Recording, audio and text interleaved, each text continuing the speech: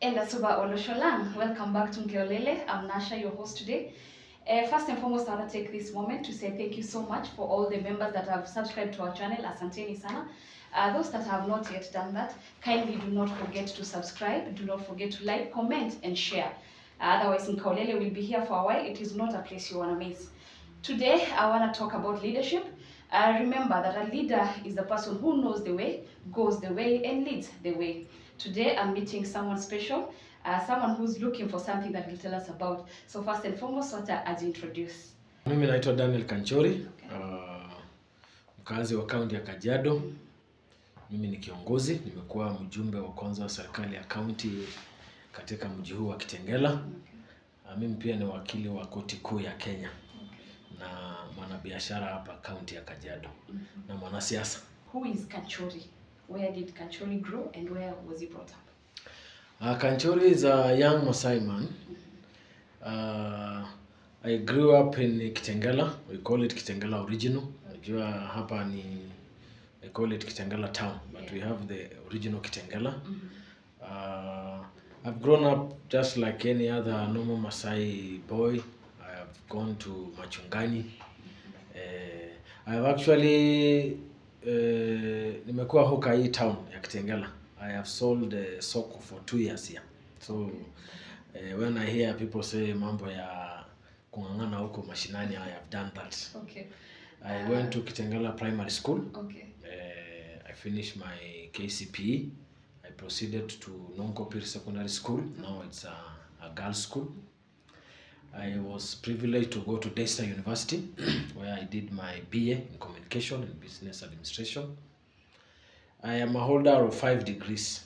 Wow. For information, I hold a Masters of Business Administration in Strategic Management, an LLB degree, a postgraduate diploma from the Kenya School of Law, and a PhD from Mount Kenya University.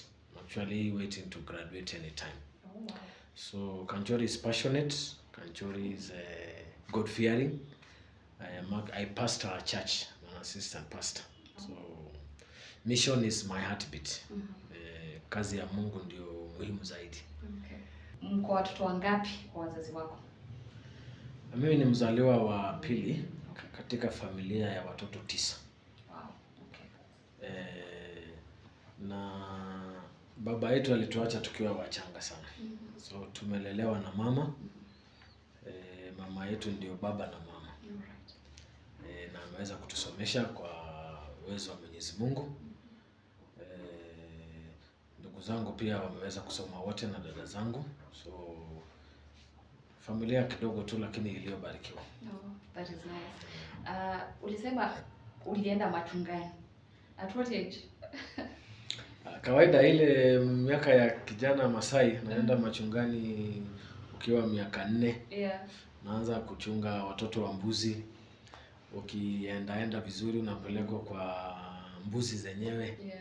Na ng'ombe. Tulikuwa tunaenda asubuhi, tunarudi jioni. So unakula maziwa asubuhi. Okay. Na ugali ile ya jana.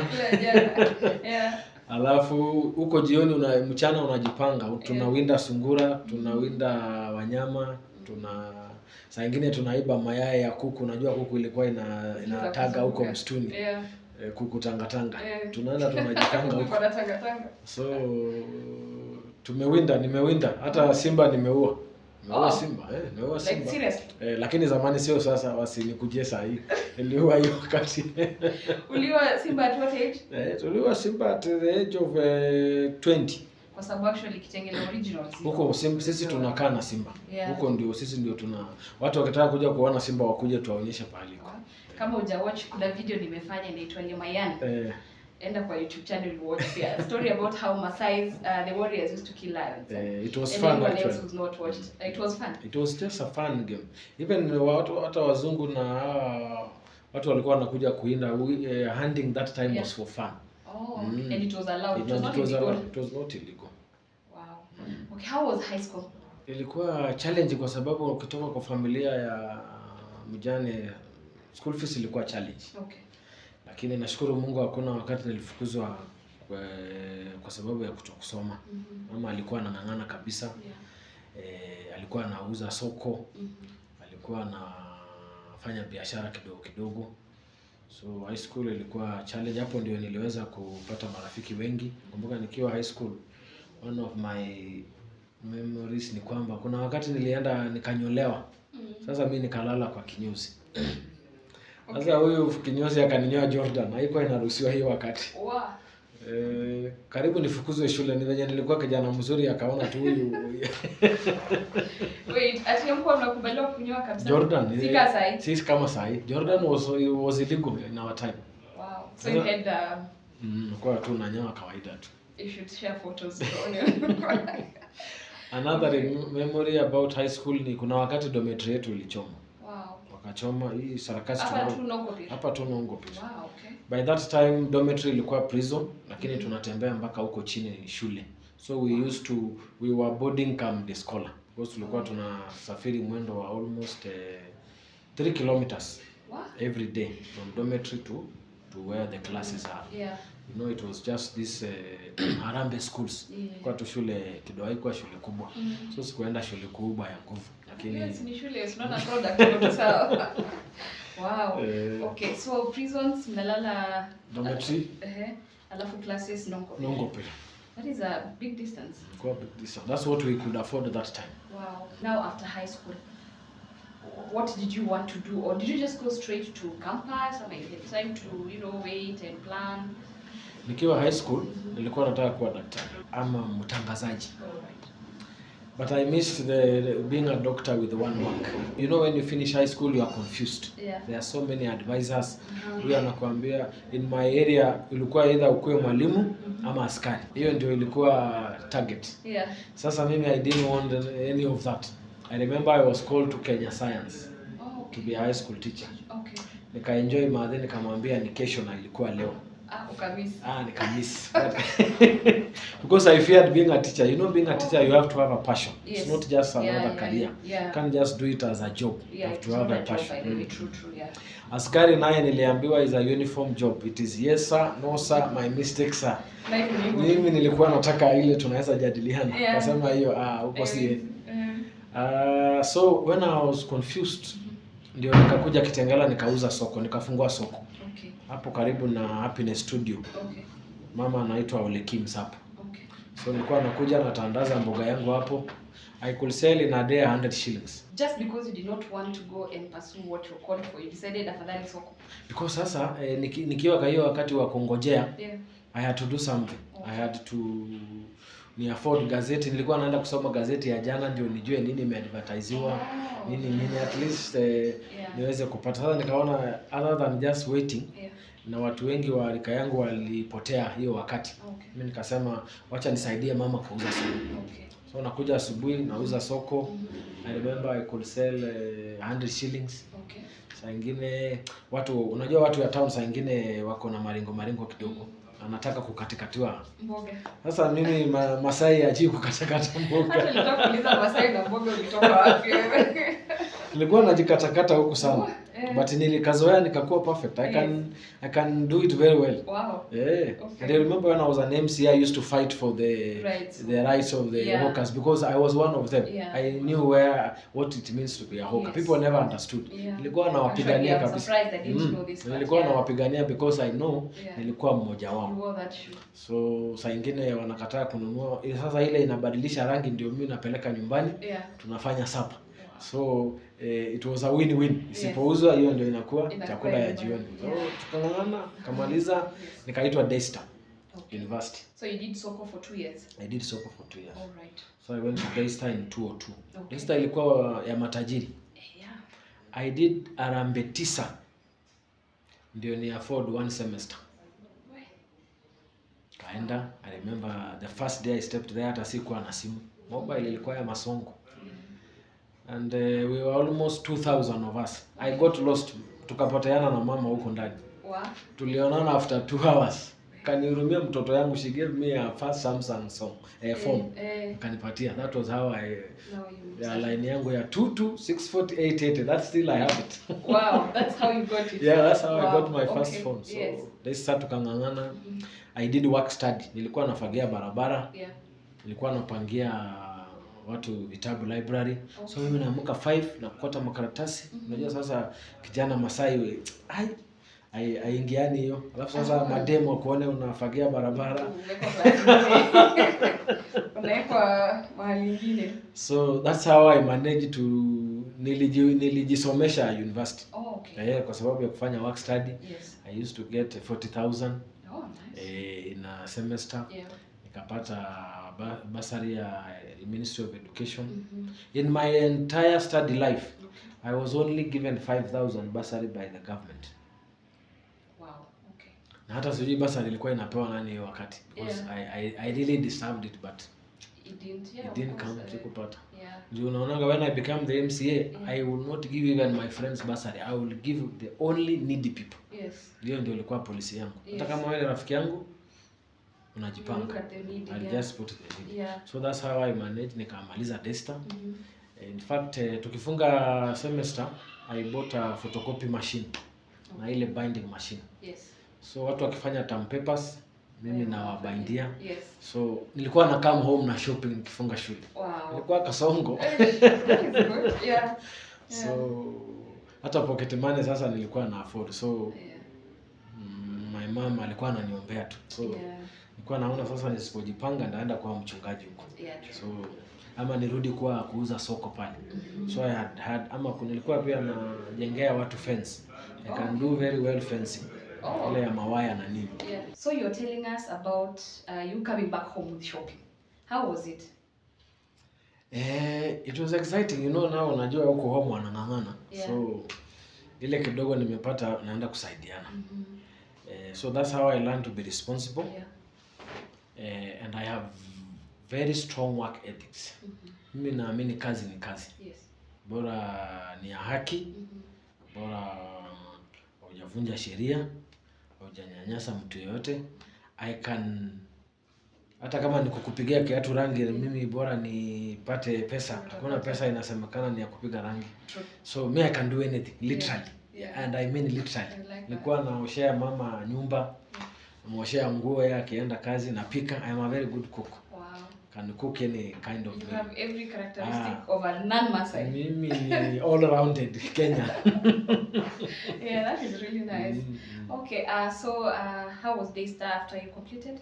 What did you plan to do? So when I completed Daystar, nikauza mbuzi 5. Ile nilikuwa nayo ndio niweze ku afford kwenda driving school. Okay. So I went to Nairobi. I got my first job as a PR manager. Now this bagger, he stayed for 3 months without paying me. Then I got a deal, 500,000. I think by now it is like 5 million. So instead of paying me my salary, he first paid the pending bills. Ile alikuwa nayo. I was pissed off. Yeah. Nika resign bila mshahara ya mwezi 3. Yeah. Wow. Nikahama, nilikuwa naishi nyumba hapo Ngara. Nimekaa hapo Ngara. Inakuanga eski. Yeah, Maasai wote hapo ndo naanzianga maisha. Yeah. I remember nilihama na mkokoteni from one estate to another. I think I afford gari ama nini. So naheshimu pia watu ya mkokoteni sana. So nikahama na mkokoteni, kakaa huko like 3 months. Then I was called for an interview at National Media. Niliona tu advertisement kwa gazeti, kaenda, kavaa suti nikajijaza. They gave me a job ya advertising account manager. Hii mambo ya sales na nini. So I did it for 2 years. That's when I started my masters. I enrolled in my masters there. Yeah. Then I went to Span Image, Kenya Limited. When you go to supermarkets, previously the Nakumat, the then and the Tuskys, utaona hizo in-store screens, digital advertising. Yeah. We had launched that technology. So I did it for 2 years. Then one day, I had a client who collected 6 million. 6 million was a lot of money. 2010 around there. Yeah, okay. Now the company had no money to pay salaries. So they said, where is this Kanchori? Go and collect the money. I realized, yani mimi ndio nafund hii kampuni. Nikajipea shughuli siku 2. Kaenda mtaa. Then I brought the check. Then I said, if I can do this for this company, then I can do better for myself. Yeah. So I took the 6 million check, to the chairman and a resignation letter. Wow.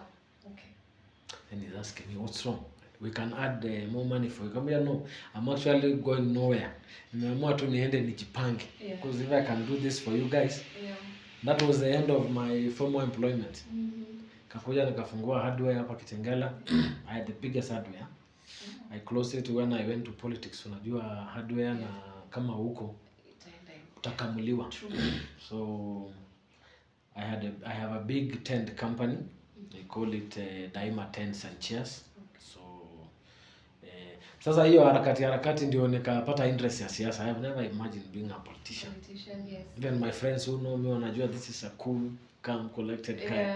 What's your hustle? Okay. Nikaingia kinyang'anyiro 2013 MCA. Just before we go into politics, now the hardware, how was it? You know, most of the people who think of starting businesses, they normally think just to start a business is just standing from this position, weka pesa na uanze. Did you have a plan on this business that you started, the hardware? Yeah. When I first you do market analysis, unaangalia market, because biashara ni kujitoa. Yes. And you have to be there yourself. You have to have time. It's not a hit and run. Yeah. And ukianza kuna challenges, kwanza ya wafanyikazi sumbua sana. Actually the big challenge of business is, na nataka kuambia vijana kwa sababu si kwamba hakuna kazi, ni watu waaminifu wa kufanya kazi ndio shida. It is very difficult to get people of integrity. Yes. Na watu ambao wako tayari kuanza pahali ya chini. Usikia mtu anamaliza shule, anataka kuja kuwa MD, anataka kuwa mkubwa, haiwezekani. So I did the market analysis, unaibiwa hapa kidogo. Getting the suppliers was a challenge. Kidogo unajua ukianza kila mtu anataka cash money. So you have to build that profile pole and it takes time. Shida ingine, watu wanapenda deni sana. Sasa ile watu hawana pesa wanakuja kwako. Sasa ile wako na pesa wanaenda kwingine. Marafiki wa deni. Hiyo ndio shida sasa. So that was the challenge, but tunang'ang'ana tu. And I did it for 2 years. The hardware business, and it was the biggest agency, hardware limited. Okay.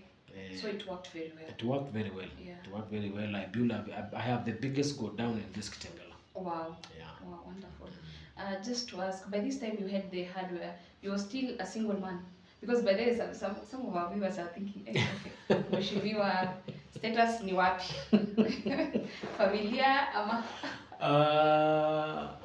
By then I had already gotten married. Okay. I had already gotten married. Yes. And I have 2 beautiful kids, a son and a daughter.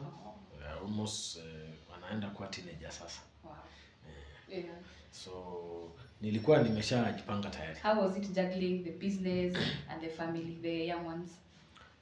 Me and kids were be. Uko tu sawa. Mimi naweza lea watoto, so hata is not a big. Na unajua kupika na kuangalia mboga. Uko tu sawa. Niko sawa. Okay. So just before we go into politics, let's take a short break and then we'll be right back. Yo people, is a boy Ipantama Kenya na niko ndani ya Kaolele show. Ndio show nambari 1, show kubwa, show moto ndani ya Kenya International. Make sure you watch and subscribe. Nini wewe? Ndio hiyo sasa. Welcome back. Sasa tunataka kuingia serious business. Mheshimiwa, this is where you attained that title Mheshimiwa. How did you decide to go into politics? In 2012, when I was in my just natural course of business, ya kuuza hema na hardware, I interacted with people, especially in Kitengela town. And you remember that was when we have now the new constitution. We had the devolved governments. Na hiyo kiti ya MCA ikakaa kama ni kiti kubwa sana. And then kwa hiyo interaction ya watu na nini nilikuwa it was a very big challenge to get a birth certificate ya watoto hapa Kitengela. Watu walikuwa wanaambiwa rudi Murang'a, enda Kisumu, enda huko Uluyani pahali umetoka. Then I sympathize with the people.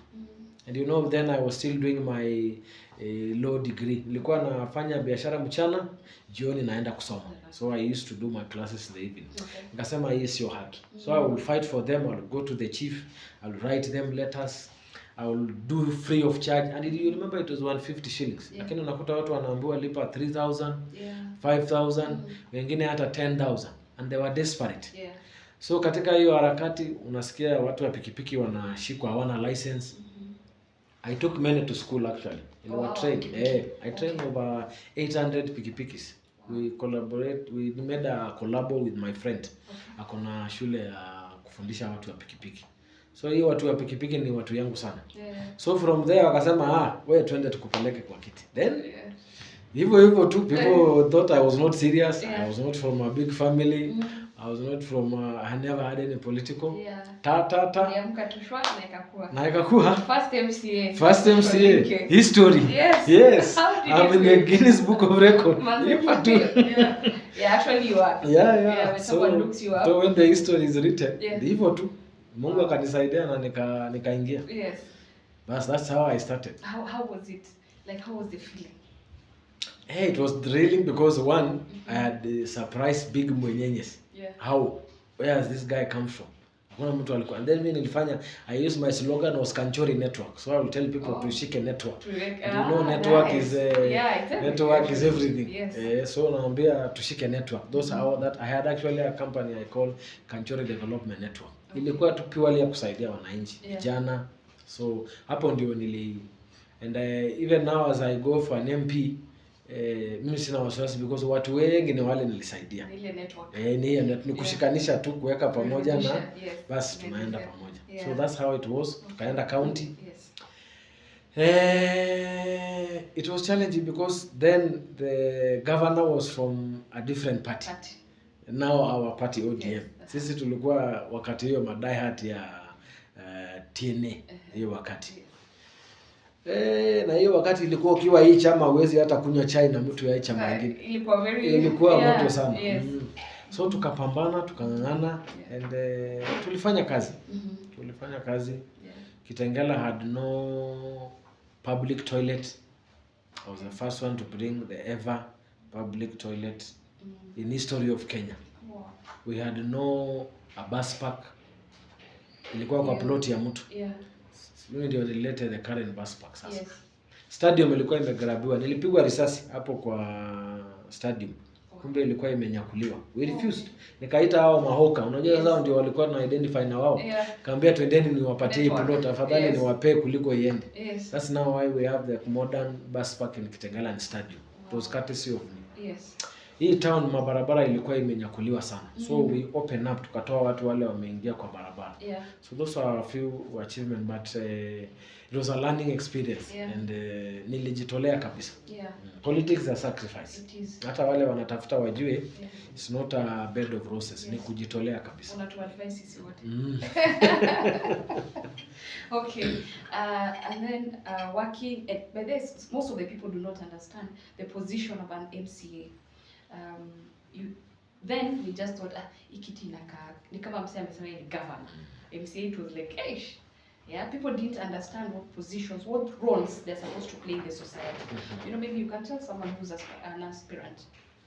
I actually want to advise those seeking this elective post, especially MCA. Kikuja ukitafuta pesa ile kitu iko tu ni kazi. Because an MCA is supposed to there are three actually roles. Oversight, legislative and representation. Lazima ukuwe mtetezi wa watu. Lazima uelewe kutengeneza sheria. Lazima uweze kuwakilisha watu. So kazi ya MCA ni hiyo tatu. Ujue kutengeneza sheria, ujue kilio ya watu wako. Na ile kusimamia serikali like a prefect. Ndio madhambi na maovu isiweze kufanyika. Watu wasivunje sheria na kila kitu. So ni jukumu kubwa sana. An MC is powerful because they can send a governor home. So ukielewa role yao, I think ni kazi mzuri na nilifurahia kuifanya. Na mimi niliona nilifanya kwa moyo wangu wote. So by the time you left that position, it was okay. You made peace with yourself. You did your best. Kabisa. Hata ninamwambianga wakiniita sasa hiyo akitaka kuniapisha naambia asante nilimaliza hiyo kazi. I did my best. Yes. So what's next after MCA, the position that you had as the first MCA ward or Sholinke ward? What else? What did you do from there? In 2017, I vied for the county speaker. Out of 25 votes, I got 23. Lakini makatel zikanikanyanga. Wakasema siwezi kukua, then I wanted to put things right. I'm a very straightforward guy. Okay. So kama venye Mheshimiwa Raila anasemanga is the people's president, I will only tell people I'm the people's speaker. Yes. Yes. So I won, but wakasema sijui what party position, sijui nini. I was later they confessed that walikoroga. I remember the current governor Lengu walinikoroga na MCS wangu wakaambiwa watapewa maposition ambayo hata hawakupata. So I moved on na niliwasamehea, wali confess na nikawasamehea na Mungu awaendelee kuwasamehea.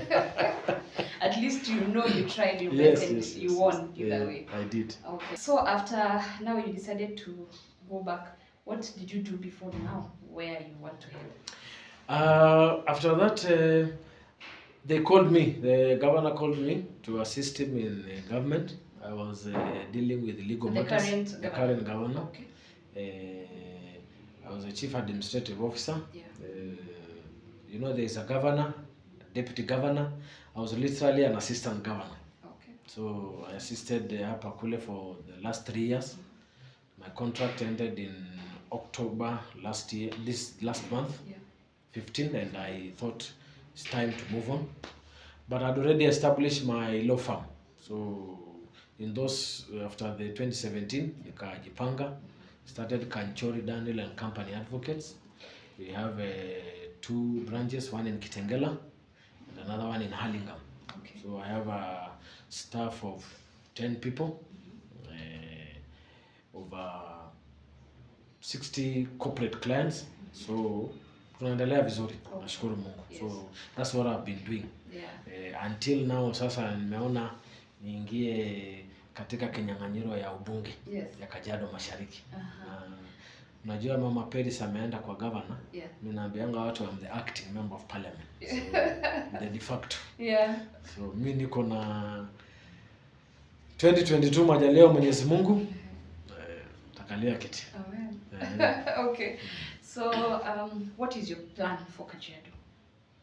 My plan for Kajiado East specifically is simple and clear. One, I am tried and tested. Nimekuwa hapo, najua sitauliza watu shida zao, naelewa. Changamoto kubwa ni elimu. In this time and era, basari na watoto wetu inaenda kwa county zingine. We have literally no public schools, both primary and secondary. The era of 1, 2, 3 classes is over. Population imekuwa, ukiona hapa Kitengela, we only have like 3 public schools. It is it's unacceptable. So one of my big role, and unaona mimi ni msomi, so naelewa muhimu ya masomo. Kama sio masomo, ningeendelea kuwa hoka huko. So kuna watu wengi pia wanaweza potelea pale. So one of my focus is to have modern public schools. Hata kama tutajenga gorofa, kama land ni kidogo tuinue, so that we modernize our schools. Ndio tuache kuwa na stress, watoto kuvuka lami huku na huku is a big challenge. It is sad every morning. People are walking from here to Athi River. Actually from very early morning, like even 6 a.m. Yes. Your area you find kids. You have to stop. They are crossing all over. It is sad. So it's an outcry. Hiyo ni kilio kubwa sana. So hiyo nitafix. Maana hiyo ni kazi yangu kama mbunge. Okay. Mambo ya miundo misingi.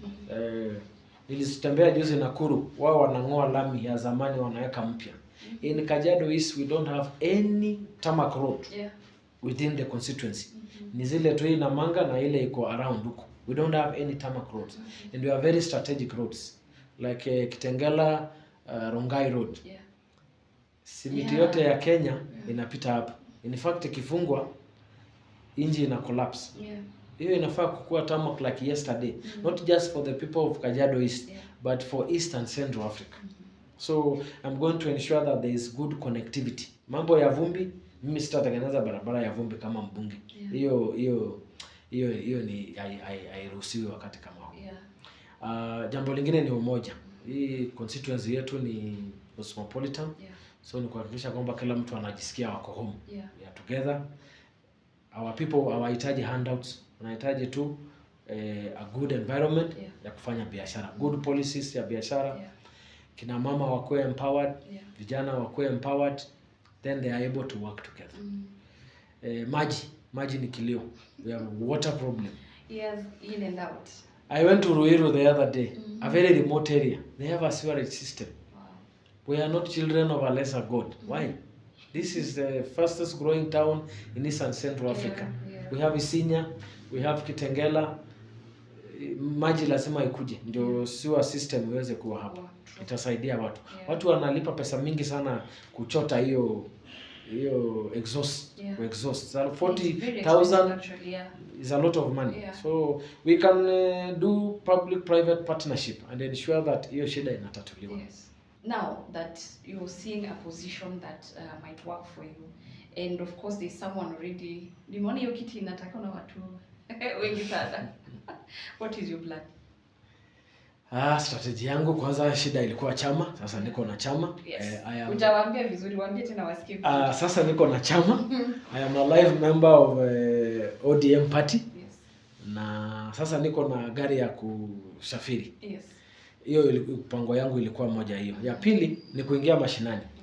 Na kufanya kazi na vikundi, vijana, makanisa, na ile network yangu tu ni kuamsha tu. So and to go there and just listen to the people.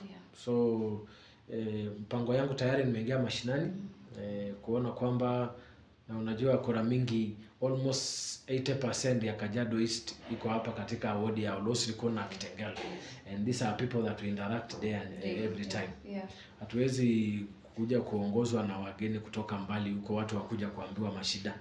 Tuchague mtu ambaye anajua mashida na ako pamoja nasi. And people who have a stake here. Sio mtu ambaye ikiumana anatoroka. Mtu ambaye ameinvest hapa, mtu ambaye anajua hiyo uzito ya kuinvest. So that is it. And the best choice ni mimi. Hakuna mwingine. Ama sijui kama wako na MP mwingine, hakuna. Sidhani wako na mwingine. Acha tuone. You are young at heart. Clearly we can see that. And there are those young people who are at home. You know, some are aspiring to be someone, maybe not just even a politician. Some are aspirants, they want to run businesses, some want to start things down there. You know, I just want you to talk to these youths. Ebu advice, waambie vile maisha inaendanga. Changamoto kubwa ya vijana ni kila mtu anataka kwenda njia yake. They don't want to seek advice. Mimi nataka kuambia vijana wenzangu, muungane pamoja. Msiungane tu kwa sababu ya kisiasa. Muungane kwa sababu ya kujiendeleza. Wamama wengi nimewakuta hii mambo ya merry go round. Wanasemanga merry go round. Nilivunja hiyo nikasema sasa ni merry go forward. Hakuna tu kuchanga, wachange pesa, waweke pamoja, mnaenda kwa benki, wanawapatia loan, mnatafuta biashara ya kufanya, mnajisaidia. And politics about interest. Unaona kama Uhuru na Raila wamesalimiana, usifikiria ati ni kitu kingine, ni interest yao zimekutana. They have, you go to politics about interest. So tusifanye tu hii ya kelele na nini, hapana. Ujiunge pamoja, mkuwe focused, and start small. Even the Bible says don't despise those humble beginnings. Wafanye hiyo kidogo kidogo. You cannot be an overnight millionaire. Haiwezekani. So fanya pole pole kidogo kidogo kwa pamoja na inawezekana. So they should not give up. Naona wengi hata hawachukui kura. They have given up. I was with one here. Nasema mtu wa university student hajachukua kura. They are just ignorant. Lakini kwa rally wao ndio wengi. Let us take our vote. Let us take our space so that we can exercise our democratic right. Tuna wakati ni sasa yetu vijana, lakini hatuwezi tu kusema kama hatujajipanga. Haiwezekani. So Mheshimiwa, I'm thinking umeongea na vijana hasa kwa sababu ya kukata kura. Most of these people wamevunjika moyo kwa sababu ya hizi promises ambazo at the end of the term they are not fulfilled. So ni nini wewe unaweza kuambia ili waweze hata kwenda kutia kura? Najua hiyo changamoto iko ya vijana. Actually hii registration ya juzi ilikuwa ina focus vijana. Na kwa experience yangu na wao wako na hiyo kuchoka. Najua wananchi wamechoka. Kweli punda imechoka. Nasikia wananchi wamechoka kabisa. Wanaahidiwa mambo mingi lakini haitimizwi. But Wamasai wanasema dharau tu uhai kwa sababu ya changamoto ya 2-3. Mimi nataka kuwatia moyo kwamba kutapambazuka. Na ni kawaida ya maisha kuvunjika moyo. Lakini wanasemanga kuvunjika kwa mwiko sio mwisho wa kwamba umekuwa disappointed, haitasaidia kuendelea kuwa disappointed. So mimi nataka kuambia vijana wenzangu, nyinyi mmeona mimi hata pahali kufika nimepitia challenges mingi. So let us have hope. Let us know that ili tuweze kubadilisha nchi hii ni kwa njia ya kikatiba. Na njia ya kikatiba ya kubadilisha uongozi ni kuchukua kura. So hiyo kura uchukui kwa kusaidia mtu mwingine, unachukua kujisaidia na kusaidia kizazi kijacho. So twende tuchukue kura, kwa sababu hiyo ndio itatupatia nini? Itatuweka kwa meza ya keki ya serikali. Na rais, mbunge, governor, hiyo kura yako ni muhimu sana. Ni serious, ni silaha ya kukutusaidia kubadilisha nchi hii. So let us do that and let us not give up. Let's not give up. And also don't not pick the voters card alafu ukae chini uanze kuongelelea serikali. Hapana. It won't make sense. So Mheshimiwa, umetuambia unasimama katika kiti cha ODM. Why ODM? ODM is a national party. Na Raila Amolo Odinga ambaye ndio rais wetu mtakiwa wa 5 wa Jamhuri ya Kenya.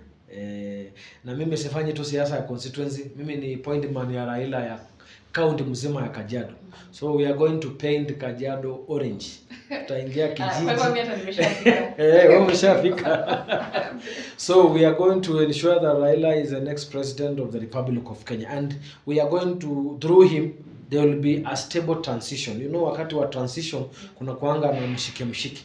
So we are seeing him as the best option to ensure that transition. Kwa hiyo kuendelea kwa legacy na kutokuwa na aste tunaona kwamba is the best bet for it. And we want to assure Kenyans that kwa mikono yake, unajua yeye ni mzee, ameshakomaa, ameona mengi, amepitia mingi. So interest yake hata yeye ni kuacha legacy, because atakuwa anachukua legacy na kuendeleza, na interest yake kubwa itakuwa kuacha legacy. So in that premise ndio nasema Raila ametosha kuwa rais wa 5 wa Jamhuri ya Kenya. Yes. Wow. Umeshamaki. Akoshoa kura yako amekomboa kata. Na mimi naomba wananchi wa Kajiado East. Kanchori yuko hapa, kijana machachari. Nimekuwa mtetezi wenu. Niko na experience, tried and tested. Hapana naenda kuleta punda nyingine ya kufundisha kazi. Mimi niko tayari kufanya kazi. Mnichague, mnipe kura yenu. 2022 nikuwe mjumbe wenu wa kwanza wa chama cha ODM ambaye haijawahi deliver hii kiti. Mimi nataka kuhakikishia kwamba hiyo record nitavunja. Na unajua uzuri yangu nikianza huwa sishindangi. My first attempt is always, so I am confidently saying, God willing, behold your next member of parliament Kajiado East. Asante sana kwa wakati ambao tumekuwa na wewe. It has been amazing. I can see a good leader in you, so I wish you nothing but the best. And my best advice for you as Nkaulele TV is go that extra mile, because that is the place where it is never crowded. Being comfortable is where it's crowded because everyone else is sitting there. So we wish you nothing but the best, and thank you for this wonderful time that we've had together. And until next time, najua tutakuwa tunakaa hivi tena. Labda bodyguard utakuwa wananiambia time to go, but it has been amazing. Hata mimi nashukuru sana, mnafanya kazi nzuri. Naambia wananchi Nkaulele TV is the place to be, is home. Tuchape kazi pamoja. Thank you so much. Until next time, keep safe and do not forget to go get your voters card.